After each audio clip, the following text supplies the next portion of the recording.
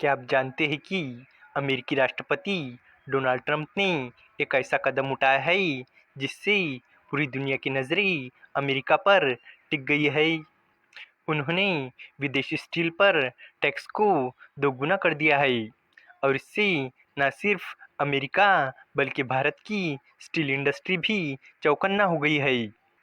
और भारत ने भी कई देशों के सस्ते स्टील से बचने के लिए एंटी डंपिंग ड्यूटी लगा दी है।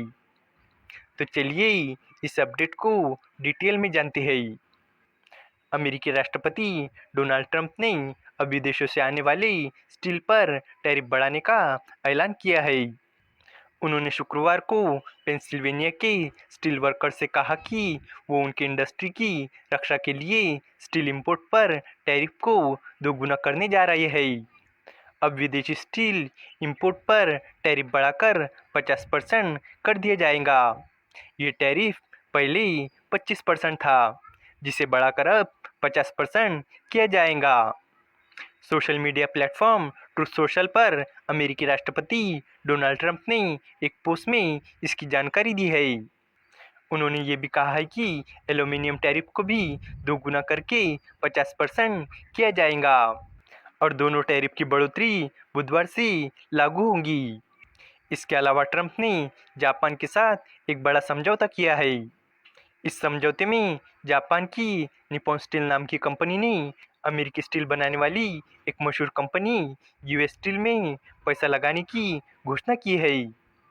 पहले ट्रंप इस सौदे के खिलाफ थे और उन्होंने इसे रोकने की बात कही थी, लेकिन अब उन्होंने अपना मन बदल लिया है और इस समझौते को मंजूरी दे दी है।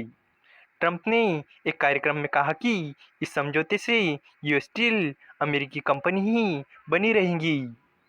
उन्होंने लोगों को भी ये भरोसा दिलाया कि यूएस स्टील अमेरिकी कंपनी ही बनी रहेंगी।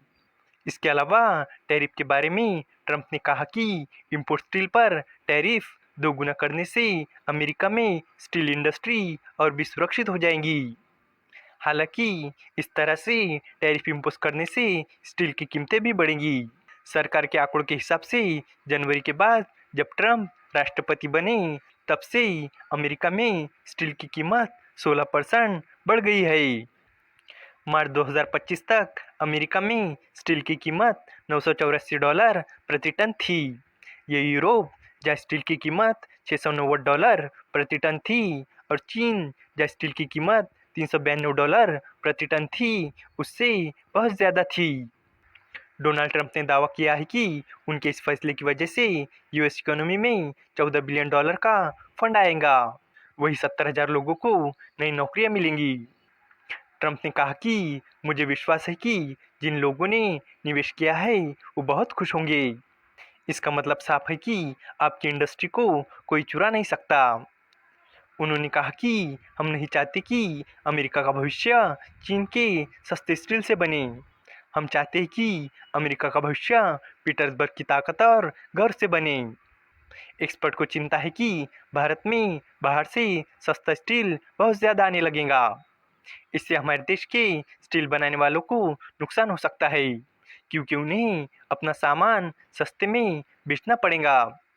इसलिए भारत ने चीन, वियतनाम, कोरिया और थाईलैंड से आने वाले स्टील पर एंटी डंपिंग ड्यूटी लगा दी है, ताकि बाहर का सस्ता स्टील भारत में ज़्यादा ना आए और हमारे देश की स्टील बनाने वालों को नुकसान ना हो।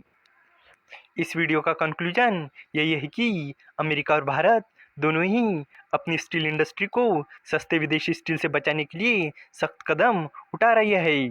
डोनाल्ड ट्रंप के इस फैसले से अमेरिका की इकोनॉमी में $14 बिलियन का निवेश और 70,000 नई नौकरियों का दावा किया जा रहा है। हालांकि इसका असर ये भी होगा कि अमेरिका में स्टील की कीमतें अब और बढ़ जाएंगी। वहीं भारत ने भी एंटी डंपिंग ड्यूटी लगाकर अपनी इंडस्ट्री को सुरक्षित करने की कोशिश की है।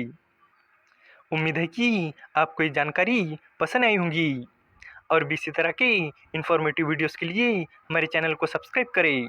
धन्यवाद।